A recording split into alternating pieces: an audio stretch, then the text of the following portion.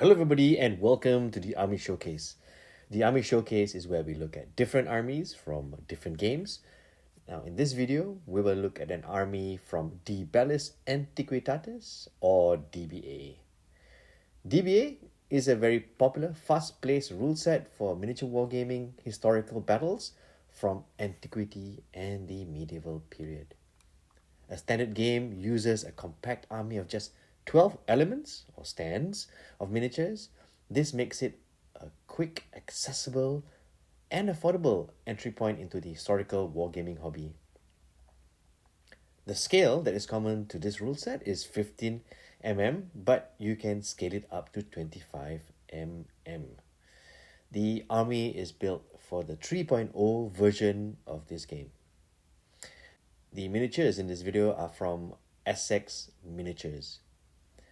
In this video, we will look at this army right here. This is DBA 3, Book 3, 14C, Early Bulgar, 804 to 1018 AD.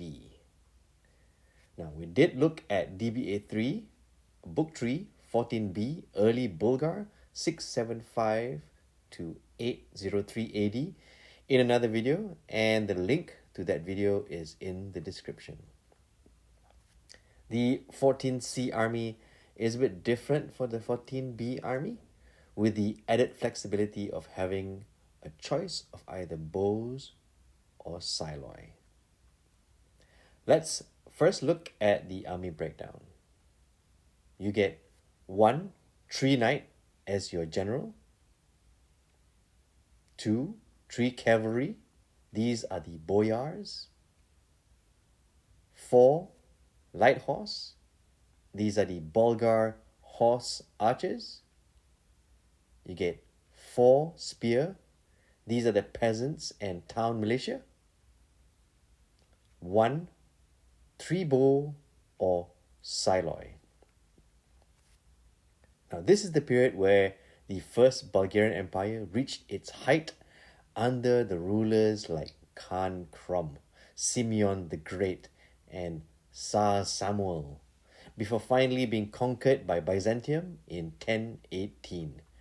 The Bulgar army between 804 and 1018 AD evolved from steppe cavalry into a sophisticated medieval army, blending Turkic steppe traditions with Slavic infantry strength and adopting Byzantine military techniques. Here are a few points during this period. The Battle of Pliska, 811. In 811, the Byzantine Emperor Nicephorus I invaded Bulgaria, sacking the capital Pliska. However, Khan Krum lured the Byzantine army into mountain passes where the Bulgars ambushed them with barricades and cavalry attacks. The Byzantine force was annihilated, and Nicephorus was killed, the first emperor to die in battle against the Bulgars. According to the chroniclers, Krum had his skull fashioned into a gilded drinking cup, a grim symbol of victory. The battle cemented Krum's reputation as a formidable leader and demonstrated the effectiveness of Bulgar defensive strategy, marking one of Byzantium's most catastrophic defeats in the Balkans. The Battle of Anchialos, 917. The Battle of Anchialos in 917 was one of the largest and bloodiest clashes of the Middle Ages in the Balkans. Tsar Simeon I of Bulgaria faced a massive Byzantine army reinforced by the Pechenegs and Magyar allies. Through careful timing and the use of cavalry maneuvers, Simeon encircled and destroyed the Byzantine force near the Black Sea coast. The victory established Bulgaria as the dominant power in the southeastern part of Europe and confirmed Simeon's title as Emperor of the Bulgarians. Chroniclers describe the battlefield as strewn with bodies, a testament to the scale of the slaughter. Anchialos marked the height of Bulgaria's power. Battle of Kleidion, 1014.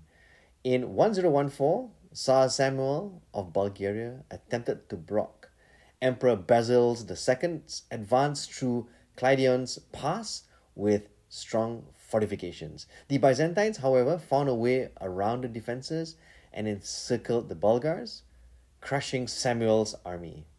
In a brutal display, Basil captured 15,000 soldiers and ordered them blinded, leaving one man in every 100 with one eye to guide the rest home. The sight reportedly caused Samuel to collapse from shock and die soon after. This ruthless act earned Basil the epithet Bulgar Slayer. Kleidion signaled the irreversible decline of Bulgaria, paving the way for its conquest by Byzantium in 1018.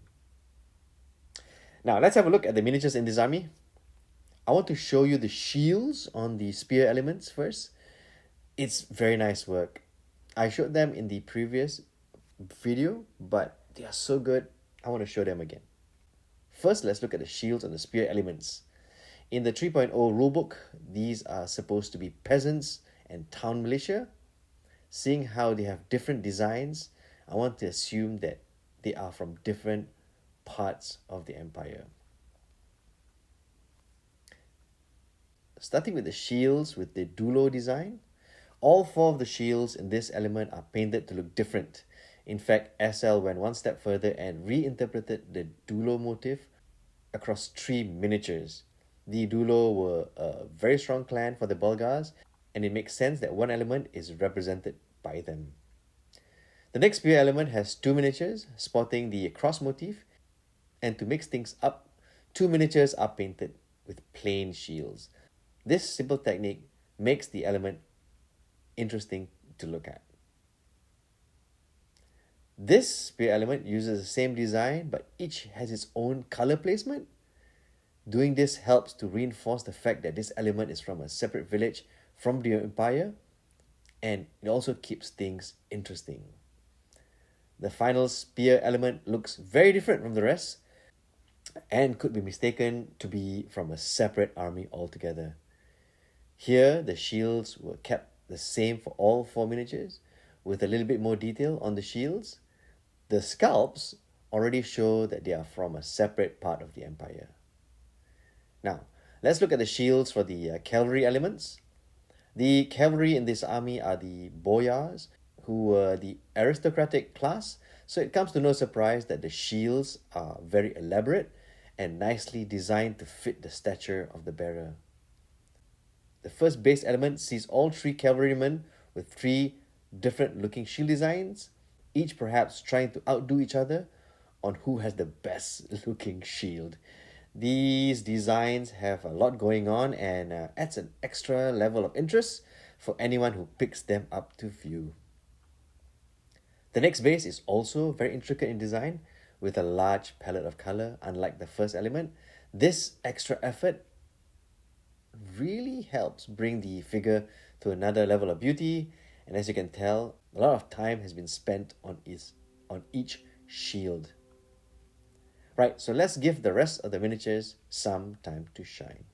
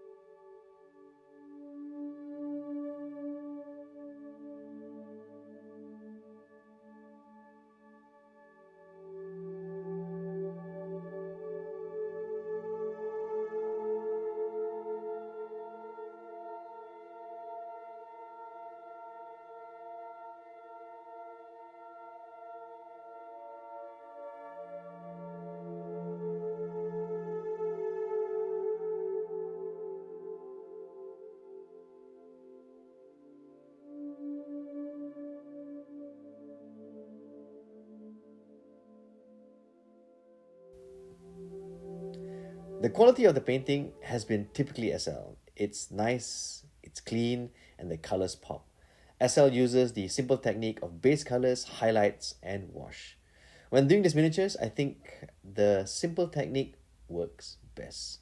If you're going to go for a bright looking finish for the army, a light wash would be enough. If you insist on having a standardized shaded tone for the whole army, then only soft shade quick tone would work.